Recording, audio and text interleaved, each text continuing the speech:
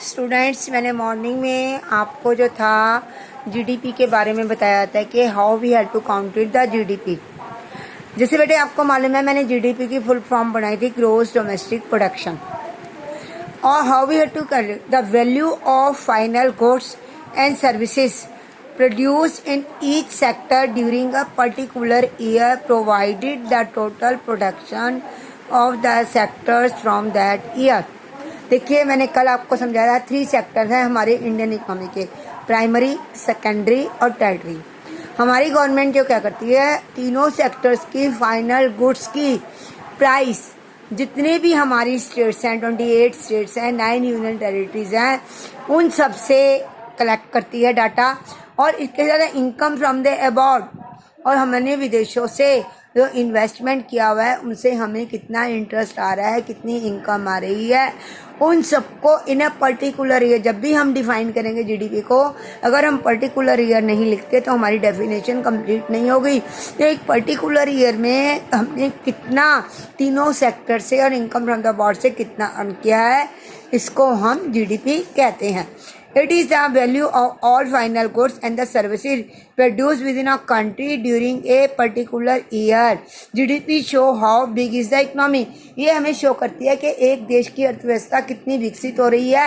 वही देखिए, अगर हम 2019 की कंपैरिजन करेंगे 2020 के, तो हमें एक पर्टिकुलर ईयर, उससे हमें पता चलता रहता है हमारी गवर्नमेंट को क्या अर्थव्यवस्था डेवलप हो रही है कि डेवलप नहीं हो रही।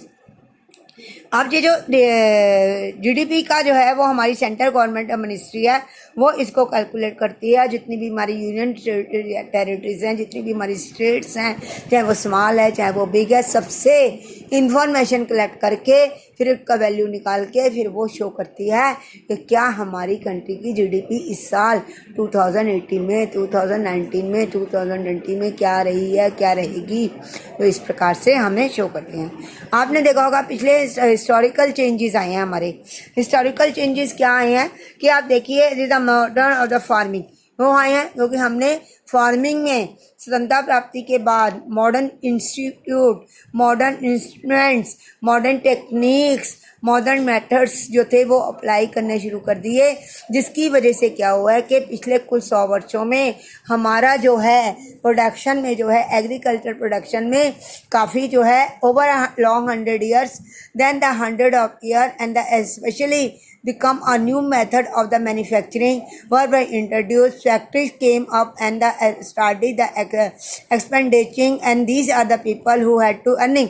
पहले जहाँ केवल कृषि में लगे हुए थे, बट अब धीरे धीरे पिछले 100 वर्षों में एग्रीकल्चर में भी प्रोडक्शन में इंक्रीज हुआ है, नए मेथड को अप्लाई किया गया है, न्यू टेक्नोलॉजी को अप्लाई किया गया है, जिससे क्या हुआ है, हमारे न्यू टेक्निक और न्यू मेथड्स जो आने से हमने पिछले 100 वर्षों में नई नई टेक्निक्स और नई नई उसको अप्लाई किया। अब ये कौन से ऐसे मेथड हैं जिसकी वजह से हमने ये सब किया, इसकी वजह से सबसे पहला हमारा आता है कि नए नए मेथड मैंने अप्लाई करने से क्या कौन कौन से हमने एजुकेशन के चीज़ में बिल्ड करी है, हमने हॉस्पिटल हमारे डेवलप हुए हैं, हमारे पुलिस स्टेशन बढ़े हैं, कोर्ट बढ़े हैं, विलेजेस एडमिनिस्ट्रेशन बढ़ा है, ऑफिस बढ़े हैं, म्यूनसिपालिटीज़ बढ़े हैं, कॉर्पोरेशन, ये सब चीज़ें की डेवलपमेंट हुई है। ये सब किस में आती हैं? ये सब आती हैं टेरिटरी सेक्टर में आती हैं। इसीलिए पिछले 100 वर्षों में टेरिटरी सेक्टर का जो परसेंटेज है वो बहुत ज़्यादा बढ़ता जा रहा है। सेकंड का है development of the agriculture and industry lead to the development of the service. क्योंकि एग्रीकल्चर में डेवलपमेंट हुआ तो इंडस्ट्री में डेवलपमेंट हो रहा है, इंडस्ट्री में डेवलपमेंट हो रहा है तो सर्विस चाहिए, ट्रांसपोर्टेशन चाहिए, इंफॉर्मेशन चाहिए, ये सब चीज़ें, कम्युनिकेशन चाहिए, ये सब चीज़ों में भी डेवलपमेंट हो रहा है। जिससे क्या हो रहा है, लगातार अब गेहूँ है जितना इतना उसको स्टोरेज करने के कोल्ड स्टोरेज भी चाहिए और भी सारी चीज़ें चाहिए, ये सब चीज़ें चाहिए, तो इनमें डेवलपमेंट हो रहा है। थिर्डली, जब हमारी इनकम बढ़ती है तो नेचुरली है हमारा स्टैंडर्ड ऑफ लिविंग बढ़ जाता है, और जब हमारा स्टैंडर्ड ऑफ लिविंग बढ़ जाता है हमारी आउटिंग बढ़ जाती है, हम घूमने फिरने जाते हैं, हम खाने के लिए आउट जाते हैं, रेस्टोरेंट्स में जाते हैं, हिल स्टेशंस में जाते हैं। ये भी जो है स्कूल्स, हम हमारे बच्चे जो हैं जो अच्छी इनकम वाले होते हैं वो अपने बच्चों को प्राइवेट स्कूल में पढ़ाने के लिए करते हैं, जिससे ये कहता है इन चीज़ों की जो वैल्यूज जो है वो बढ़ती जाती है। उसके बाद है बेसिक इंफॉर्मेशन टेक्नोलॉजी में डेवलपमेंट हो रहा है। आजकल देखिए साइबर कैफ़े बन रहे हैं, कम्युनिकेशन बढ़ रहा है, आजकल आप देखिए मैकडोनल्ड्स बढ़ रहे हैं, ये सब चीज़ें बढ़ रही हैं जो सब किस में आती हैं, सर्विस सेक्टर में आती हैं, जो कर रहे हैं। अगर हम डाटा जो मैंने आपको दिखाया था कि मैंने 3 फिगर बताती जीडीपी का, अगर हम देखें तो हमारी गवर्नमेंट जो है इसी प्रकार से कंपेयर करती है कि पिछले 100 वर्षों में कितना डेवलपमेंट हुआ और कितना होने वाला है। उसके बाद आता है हमारा एम्प्लॉयमेंट। आपको मालूम होना चाहिए एम्प्लॉयमेंट का मतलब, when person is ready to do work and he get the gainful job, it is called the employed person. But if the person is not able to get a gainful job according to his knowledge, according to his skill, यानी कि दक्षता के आधार पर ही can't be able to get job, he is main be the unemployed. उसको जब हम बेरोजगार बोलेंगे। अब हमारे देश में कितने प्रकार की एम्प्लॉयड पाई जाती है। हमारे देश में सबसे पहले जो एग्रीकल्चर में पाई जाती है उसको हम बोलते हैं सीजनल अनएम्प्लॉयमेंट। सीजनल अनएम्प्लॉयमेंट का मतलब होता है मौसमी बेरोजगारी। कैसे? आपको मालूम है कि एग्रीकल्चर का जो पीरियड होता है वो 3 महीने गर्मियों में और 3 महीने सर्दियों में होता है। यानी कि अब जून जुलाई में बारिश होगी तो किसान चावल वगैरह बोना शुरू कर देंगे, तो अब इसके बाद वो खाली, इसके बाद ऐसे ही जब अक्टूबर नवंबर आएगा तो वो गेहूं बोना शुरू कर देंगे, क्योंकि हम रबी और खरीफ की 2 फसलें लेते हैं ना, अब बाकी के दिनों में वो खाली होते हैं। यानी कि इसको हम बोलते हैं जो मौसम के अनुसार। अब जैसे शहरी क्षेत्रों में प्लम्बर हैं, कारपेंटर्स हैं, जब होली दिवाली आती है तो दिवाली आती है तो हमारे वाइट वॉश करवाते हैं, डेकोरेशन करवाते हैं, नहीं वो करते हैं तो ये मर जाती है, तो ये सीजनल होती है। इस प्रकार मौसम के अनुसार जो बदलती है उसको हम सीजनल एम्प्लॉयमेंट कहते हैं।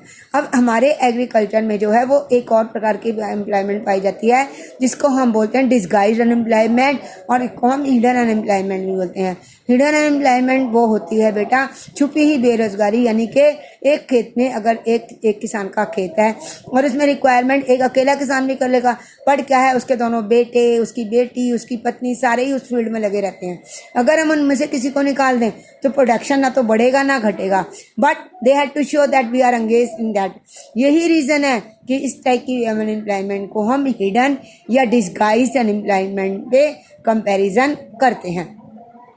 और ओपन एम्प्लॉयमेंट वो एम्प्लॉयमेंट होती है जिसमें the working classes of a country, एक देश के काम करने दक्ष होने वाले लोग जो हैं, बट उनको हमारी जो गवर्नमेंट है वो एम्प्लॉयमेंट एक्सचेंज से करती रहती है, गणना करती रहती है कि हमारे देश में 18 वर्ष की आयु के ऊपर के कितने लोग जो हैं एम्प्लॉयड हैं और कितने लोग जो हैं अभी अनएम्प्लॉयड हैं या एजुकेशन गेन कर रहे हैं या कितनी। इसके जरिए वो जो है हमें बताते रहते हैं कि हमारे देश में कितनी बेरोजगारी है, शिक्षित वर्गों की, अनपढ़ लोगों की, और सबके जो एम्प्लॉयमेंट है वो समय समय पर गणना करती रहती है और इस प्रकार से रहती है। एक और भी प्रकार की अनएम्प्लॉयमेंट मैंने सवेरे आपको बताया था वो होती है जिसे हम बोलते हैं स्ट्रक्चरल। स्ट्रक्चर क्या होता है? जब कोई इंडस्ट्री वाले क्या करते हैं अपनी प्रोडक्शन टेक्निक में परिवर्तन कर देते हैं। सपोज करो एक फैक्ट्री में 15 या 20 लेडीज काम कर रही हैं जो हाथों से छोटे मोटे औजारों की सहायता से काम करेगा, बट अचानक जो फैक्ट्री वाला है वो सोचता है कि मैं अपना टेक्निक जो है वो बदल लूँ। अगर मेरी आज 1 लाख में कोई मशीन आती है और उसकी जगह जो मैंने 20-25 लेडीज रखी हैं वो मशीन आ जाएगी तो उसमें मुझे केवल 2 महिलाओं की जरूरत पड़ेगी। तो अब जो बाकी है, क्योंकि उसने प्रोडक्शन का स्ट्रक्चर चेंज कर दिया, तो जिसकी वजह से क्या होगा कि वो महिलाएं जो हैं अनएम्प्लॉयड हो जाएंगी। तो इस प्रकार की अनएम्प्लॉयमेंट को हम बोलते हैं स्ट्रक्चरल अनएम्प्लॉयमेंट। Thank you.